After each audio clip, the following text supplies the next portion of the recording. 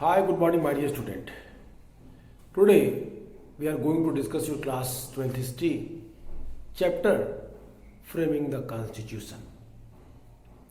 My dear student, in this chapter we had studied the various important points on which the Constituent Assembly member discuss. And after all, they made a constitutions, they made as an act, they accepted that rules for our Indian people. Today we are going to discuss the language dispute. If you remember my previous class, where I have already told you about that, what was the problems of the national language. The national language dispute, both are connected with each other. National language are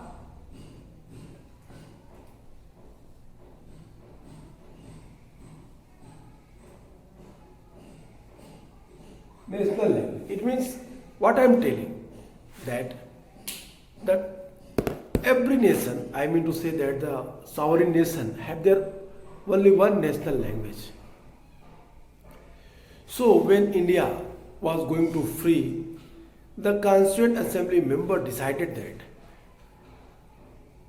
India should have also a national language. But it was the major problem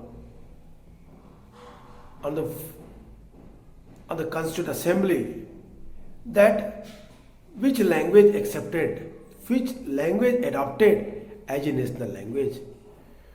Because as you know that India is so many diversity. In India, southern part other language, eastern part other languages, northern part other languages. So I hope if you have some information about that the state, then you can easily understand that in India the different languages that was used by the common people. Tamil, Malayalam, Kerala, Kannada, Udiya, Bangla, Gujarati, Marathi, Punjabi, Rajasthani, Hindi also. One group who failed, one group, it means the group who failed that national language should be Hindi. Why? Because the half of the population of India, they uses Hindi language. So the Constituent Assembly member, they decided that Hindi would be our national language. But the major problem with them, that the southern part of the members, they didn't agree with them. They felt that if Hindi becomes the national language, they can failure in development. Every administrative jobs, every higher class authorities that was captured by northern people. They cannot reach on that post if national language become Hindi.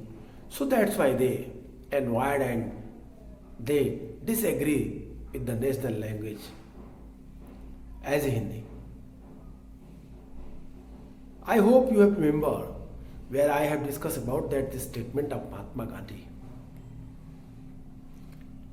and the other nationalist leader who felt that Hindi should be our national language. Why?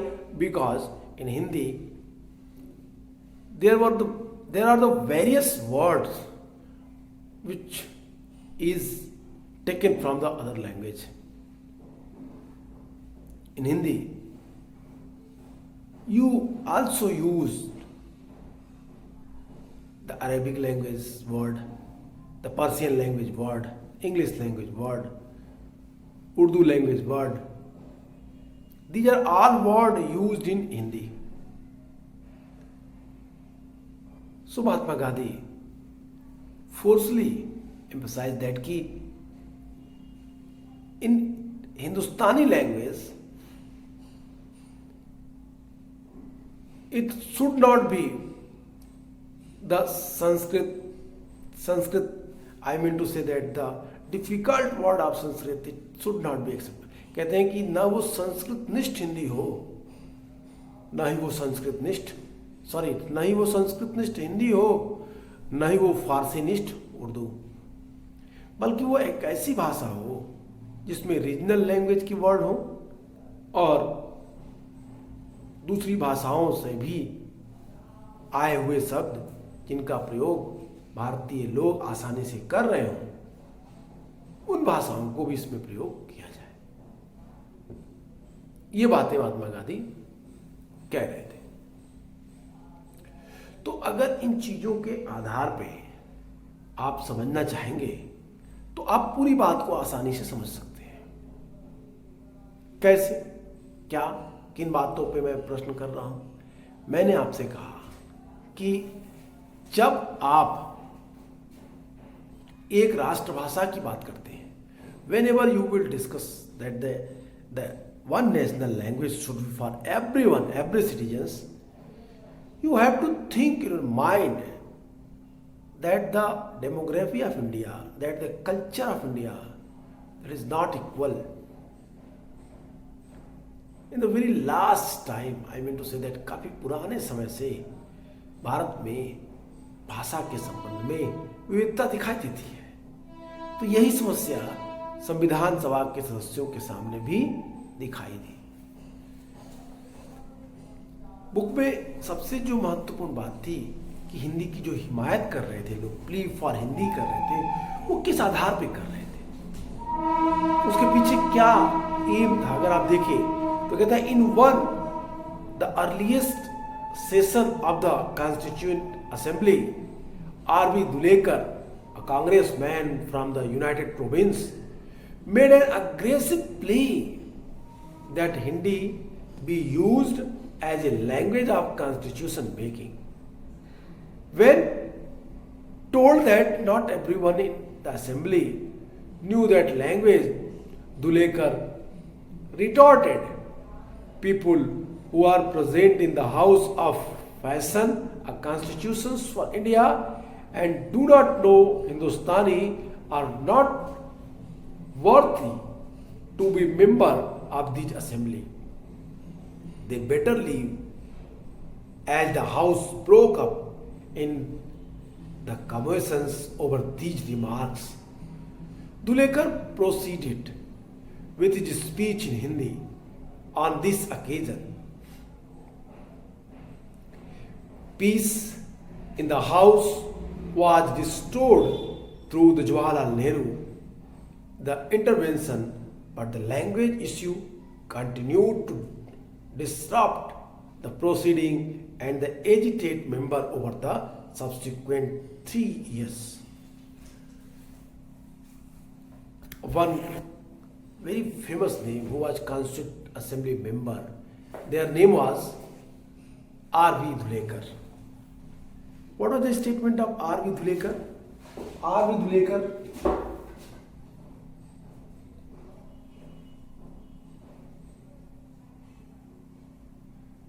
R.V. Dhulekar, who was member of Constituent Assembly member from कैसे national province से थे। It mean जो वर्तमान में जिसको UP कहते हैं, United province से थे। ये जो यूनाइटेड प्रोविंस की बात आती है, जो संयुक्त प्रांत की बात आती है, यूनाइटेड प्रोविंस जिसे आज यूपी कहा जाता है, यहाँ के आर.वी. धुलेकर थे। संविधान सभा के एक शुरुआती सत्र में संयुक्त प्रांत के ही यूनाइटेड प्रोविंस के एक कॉन्स्टिट्यूएंट असेंबली के मेंबर R.V. धुलेकर ने इस बात पे बड़ा जोर दिया, आवाज उठाई कि हिंदी को संविधान की राष्ट्रभाषा होनी चाहिए। हिंदी एक ऐसी भाषा हो जिसमें संविधान की बातें, संविधान के महत्वपूर्ण बिंदुओं को न केवल लिखा जाए बल्कि इन्हें इस पे चर्चा भी हिंदी में ही हो। इस बात पे जोर दिया उन्होंने। जब किसी ने कहा कि सभा के सभी सदस्य हिंदी नहीं समझते, आरवी धुलेकर से कॉन्स्टिट्यूंट असेंबली मेंबर जो थे, कॉन्स्टिट्यूंट असेंबली मेंबर जो इस बात पे बल दे रहे थे कि हिंदी में सभी को चर्चा करनी चाहिए और सभी को लिखने और पढ़ने का काम हिंदी में ही करनी चाहिए, हिंदुस्तानी भाषा में ही करनी चाहिए, तो कॉन्स्टिट्यूंट असेंबली के एक मेंबर ने उठ के कहा कि सभी संविधान सभा के सदस्यों को हिंदी नहीं आती, तो कैसे ऐसा संभव है। आरवी धुलेकर इसका पलट कर जवाब देते हुए कहते हैं कि सदन में जो लोग भारत के संविधान के निर्माण के लिए बैठे हैं और हिंदुस्तानी नहीं जानते, वे इस कॉन्स्टिट्यूएंट असेंबली के मेंबर बनने के एबल नहीं है, काबिल नहीं है, योग्य नहीं है। It means directly RV Dhulekar condemned those people who don't know about Hindi. Not only he condemned, but also what? Also he forced that those people who don't understand Hindi or Hindustani, they should leave this Constituent Assembly. और इस बात से इस संविधान सभा में एक बड़ा विवाद उत्पन्न हुआ। जब इन टिप्पणियों के कारण सभा में हंगामा खड़ा हुआ तो तब भी धुलेकर अपना हिंदी में स्पीच देते रहे।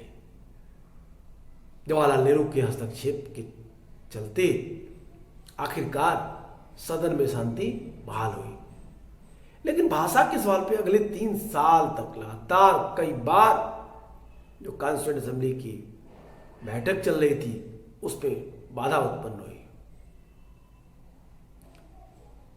अब ये लोगों को उत्तेजित करता रहा। अब लोगों को ये क्या कर रहा था? प्रभावित कर रहा था। किस बात के लिए? कि भाषा की, भारतीय भाषा क्या होनी चाहिए, राष्ट्रीय भाषा क्या होनी चाहिए।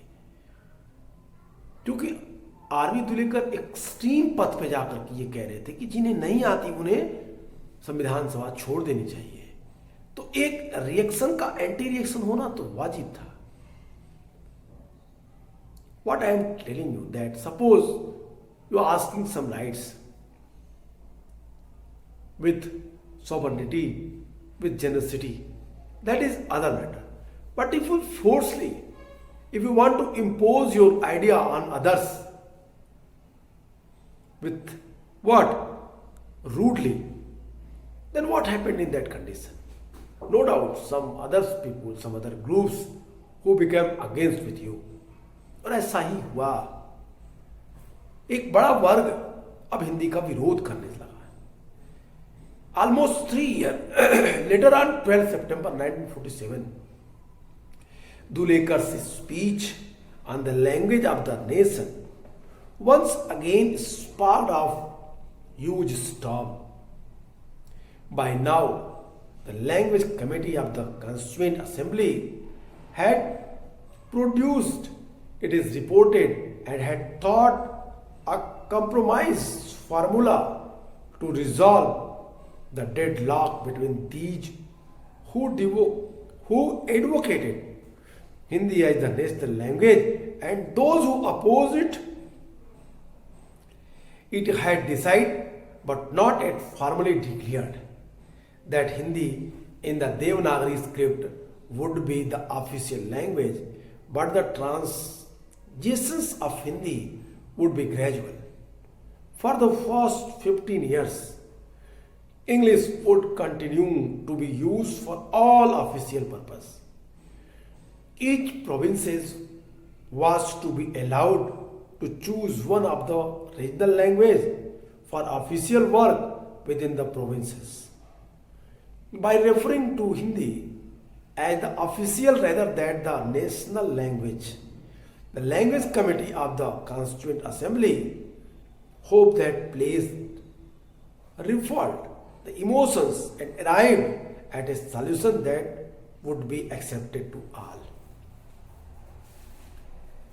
It is very strange matter that the statement of R.V. Dhulekar it arises a major question on the front of Constituent Assembly members. Those who didn't like that the national language would be Hindi. National language Hindi होगा, इसके लिए ये लोग स्वीकार नहीं कर रहे थे, नहीं मान रहे थे। इनके लिए अब तकरीबन 3 साल बाद ये चर्चाएं जब चल रही थी, 3 साल हो गए। 3 साल बाद 12 सितंबर 1947 को राष्ट्र की भाषा के सवाल पर, नेशनल लैंग्वेज के क्वेश्चन पर आरवी दुलेकर के भाषण ने एक बार फिर तूफान खड़ा कर दिया। और तब तक संविधान सभा की भाषा समिति अपनी रिपोर्ट भी पेश कर चुकी थी। समिति ने राष्ट्रीय भाषा, नेशनल लैंग्वेज के सवाल पर हिंदी के समर्थकों और विरोधियों के बीच जो गतिरोध उत्पन्न हो गया, उसको तोड़ने का एक फॉर्मूला बनाया। What I am telling you that the speech of RV Dhulekar, it was the incident of passed in Constituent Assembly. After 3 years later, once again this question, what? घूमने लगा संविधान सभा में. But the situation totally has changed. The language committee given their reports on the national language. The committee find out the solution.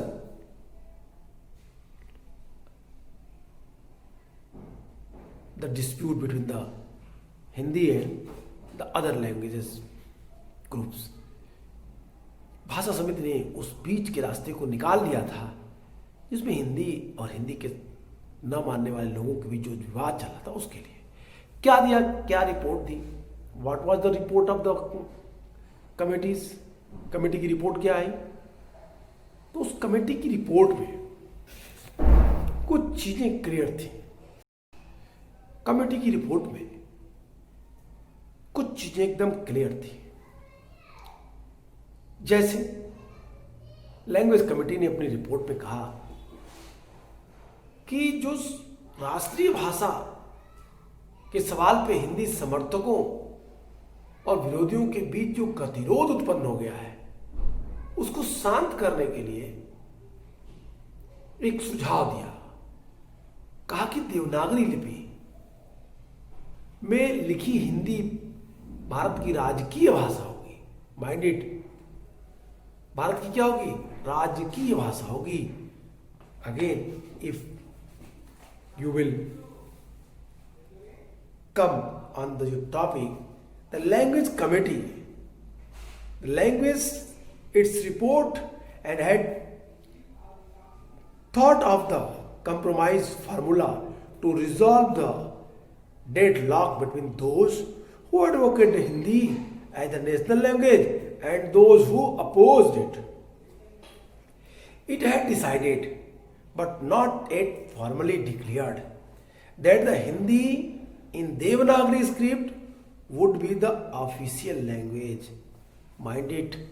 Why I am telling that he not announced Hindi as a national language. He announced that Hindi, what? As a official language. Devanagari script कहते हैं कि हिंदी वो राष्ट्रभाषा, हिंदी देवनागरी लिपि में जो हिंदी लिखी जाती है वो भारत की एक राजकीय भाषा होगी, ऑफिशियल लैंग्वेज होगी। परंतु इस फार्मूले को समिति ने घोषित नहीं किया। It was not pass by the language committee और इम्प्लीमेंटेड बाय लैंग्वेज कमेटी। समिति का मानना था कि हिंदी को राष्ट्रभाषा बनाने के लिए हम धीरे धीरे आगे बढ़ना चाहिए, हमें एक स्टेप नहीं लेना चाहिए। We have to gradually move forward, आगे बढ़ना चाहिए। हम अगर अपनी नीतियों को किसी के ऊपर थोपते हैं तो ये बेहतर नहीं होगा। और इसके लिए क्या करना पड़ेगा? कहते हैं कि इसके लिए सबसे अच्छा उपाय ये होगा कि हम धीरे धीरे आगे बढ़ें इस पे। पहले 15 साल तक जो सरकारी काम में अंग्रेजी का इस्तेमाल जारी रहेगा 15 ईयर्स तक। आगे के 15 years everyone can do their work in English. Then after the official work he may use English or their own regional languages। कहता है कि 15 साल तक सरकारी कामकाज में अंग्रेजी का इस्तेमाल, अंग्रेजी का प्रयोग जारी रहेगा। प्रत्येक प्रांत को, प्रत्येक प्रोविंसेस को अपने काम के लिए एक रीजनल लैंग्वेज चुनने का अधिकार होगा। और संविधान सभा की जो लैंग्वेज कमेटी ने हिंदी को राष्ट्रभाषा के बजाय राजभाषा बना के रख दिया। राजभाषा कहकर उनके विभिन्न पक्षों की भावनाओं को शांत करने और सर्व स्वीकृत समाधान पेश करने का प्रयास किया। It means the dispute which happened with two groups, one who failed that the national language should be Hindustani, one who protests that it should not be। The language committee, it was resolved to keep the solution. It was to solve the dispute between those groups, the opposition group and the followers group। तो उन्होंने क्या किया? उन्होंने बड़ी चतुराई के साथ क्या किया? उन्होंने कहते जब कहते हैं वो कि by referring to Hindi as the official rather that the national language, official Hindi as the official rather that the national language, language committee of the constituent assembly hope to the replicate roof filled the emotions and arrived at a solution that would be acceptable to all।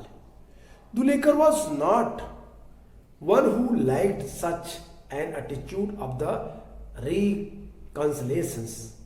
He wanted Hindi to be declared not an official language but a national language।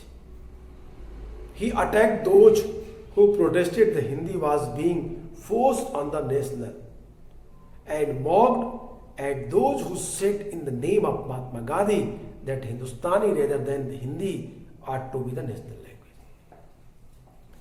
अब दुलेकर, जो RV दुलेकर थे, जिन्होंने statement दिया था शुरुआत में कि हिंदी को भारत की राष्ट्रभाषा होनी चाहिए, दुलेकर बीच बचाव की ऐसी मुद्रा से राजी होने वाले नहीं थे। लैंग्वेज कमेटी ने जो बीच बचाव का मुद्दा दिया था कि 15 साल तक अंग्रेजी बोली जाएगी और फिर धीरे धीरे हम अंग्रेजी को हटा करके रिप्लेस करके राष्ट्रीय भाषा के रूप में हिंदी स्वीकार करेंगे।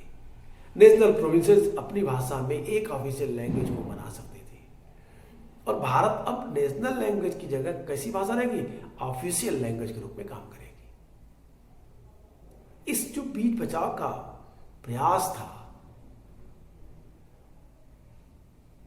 लैंग्वेज कमेटी का, आरवी दुलेकर इसे सहमत नहीं थे। दुलेकर बीच बचाव की ऐसी मुद्रा से राजी होने वाले नहीं थे। वे चाहते थे कि हिंदी को राजभाषा नहीं बल्कि राष्ट्रभाषा घोषित किया जाए और उन्होंने ऐसे लोगों की आलोचना की जिन्हें लगता था कि हिंदी को उन पर थोपा जा रहा है। दुलेकर ने ऐसे लोगों का भी मजाक उड़ाया जो महात्मा गांधी का नाम लेकर हिंदी की बजाय हिंदुस्तानी को राष्ट्रीय भाषा बनाना चाहते थे। अब यहाँ पे दुलेकर दो लोगों पे चोट कर रहे थे। एक वो लोग जो हिंदी भाषा का विरोध राष्ट्रीय भाषा बनाए जाने पे कर रहे थे और दूसरा वे लोग जो हिंदी की जगह हिंदुस्तानी को राष्ट्रीय भाषा बनाने की बात कर रहे थे, जैसा महात्मा गांधी चाह रहे थे। उनके विरोध को, राष्ट्रीय भाषा बनाने को, हिंदुस्तानी भाषा को राष्ट्रीय भाषा बनाने के संदर्भ में आरसी दुलेकर ने एक स्पीच दिया। उन्होंने कहा कि ऑनरेबल कॉन्स्टिट्यूएंट असेंबली मेंबर, इस बात पर मेरे से ज्यादा हर्ष किसी और को नहीं होगा कि हिंदी को देश की राजभाषा घोषित कर दिया गया है। कुछ लोग कहते हैं कि हिंदी को एक रियायत दी गई है? मैं कहता हूं बिल्कुल नहीं। यह एक ऐतिहासिक प्रक्रिया की परिणति है। बहुत सारे सदस्यों को धुलेकर की बात करने के अंदाज से काफी परेशानी हो रही थी। उनके भाषण के दौरान संविधान सभा के अध्यक्ष ने कई बार उन्हें टोक कर कहा कि इस तरह बात करके मेरे विचार में आप अपनी बात को आगे नहीं बढ़ा पाएंगे। लेकिन धुलेकर ने अपने अंदाज में बात को जारी रखा। तो यहां पे आरवी धुलेकर का एक्सट्रीम पथ, भारत को एक राष्ट्रभाषा देने के लिए, हिंदी को स्वीकार करने के लिए जो एक्सट्रीम पथ आरवी धुलेकर एक्सेप्ट कर रहे थे, और वो उन लोगों की निंदा कर रहे थे जो लोग हिंदी को राष्ट्रभाषा नहीं मानना चाहते थे, और जो लोग महात्मा गांधी की हिंदुस्तानी भाषा को राष्ट्रभाषा बनाना चाहते थे। Dear student, I want to tell you that RV Dhulekar was one of the extreme follower of the Hindi language. He felt that Hindi should be our national language. Why? Because the half population of India, they used Hindi language. They condemned those people who oppose that Hindi should be our national language, and he also criticized those who tried to set Hindustani as a national language of India. दोनों वर्गों का उन्होंने विरोध किया, और अपनी विरोध करते हुए उन्होंने कुछ बातों को रखा। उन्होंने कहा कि one who is I become very happy. किस बात के लिए? एक मैं था जो मैं बहुत खुशी होऊंगा। कहते हैं कि मैं इस बात से बेहद प्रसन्न हूं कि हिंदी को राजभाषा का दर्जा दिया गया। आइए उन्हीं की स्पीच, उन्हीं के वर्ड में देखते हैं क्या कहते हैं। कहते हैं, sir, nobody can be more happy than myself that Hindi has become the official language of the country. Some say that it is the concession to the Hindi language. I say no. It is the conjunctions of the historic process. What particularly the perturbed many members was the turn in which Dhulekar was arguing his case. Several times during his speech, the President of Assembly, Dr. Rajendra Babu, interrupted Dhulekar and told him, I do not think you are advancing your case by speaking like this. But Dhulekar, nonetheless, Dhulekar बिना किसी सोच के अपनी बात को रखते गए। वो फोर्सली इस बात को कह रहे थे कि भारत की राष्ट्रभाषा क्या हो? हिंदी होगी, हिंदी होगी, हिंदी होगी। अगर शुरुआत की बात को देखें तो हमने वहां पे आपसे एक बात कही। मैंने आपसे कहा कि किस तरीके से वहां पे जो सदस्य थे, मेंबर थे, जो इस बात का विरोध कर रहे थे कि भारत की राष्ट्रभाषा हिंदी की जगह अदर लैंग्वेज को बनाया जाए। और एक वहीं पे लैंग्वेज कमेटी की रिपोर्ट भी आ चुकी थी। लैंग्वेज कमेटी की रिपोर्ट में यह कहा जा रहा था कि we should think that without any dispute, without any conflicts, whenever we are all citizen of India, we are all accepted the one language as a national language, it would be better for us. It would be better condition for India. Except in that situation when we impose on them as a Hindi, I mean to say that we impose Hindi as a national language on them. इन बातों के आधार पे, इन चीजों के आधार पे जो विरोध कर रहे थे, जो लोग कह रहे थे कि अब हमें इन चीजों को क्या करना है? रोकना है। तो आरवी धुलेकर अपनी बात को जारी रखते हुए जब बार बार इस चीज़ को बड़ी मजबूती से रख रहे थे, तो खुद डॉक्टर राजेंद्र बाबू ने कहा, प्रेसिडेंट ऑफ कॉन्स्टिट्यूशन असेंबली ने कहा कि what are you doing my dear, what you feel that is the proper way, and what I think कि जो आप कर रहे हैं वो आप अपनी बात को लोगों को आसानी से मनवाने में सफल नहीं हो पाएंगे अगर इसी माध्यम से आप बात करते हैं। लेकिन फिर भी आरबी धुलेकर अपनी बातों को मजबूती से रखते रहे। तो आज के लिए इतना ही, नेक्स्ट क्लास में फिर बात करेंगे, इस पॉइंट को आगे करेंगे और फिर देखेंगे फियर धुलेकर की बातों को किस तरीके से काउंटर किया गया एक दूसरे कॉन्स्टिट्यूंट असेंबली मेंबर जी दुर्गाबाई के द्वारा, और जी दुर्गाबाई ने किस तरीके से आरबी धुलेकर की बातों को काटा। आज के लिए इतना ही, गुड बाय।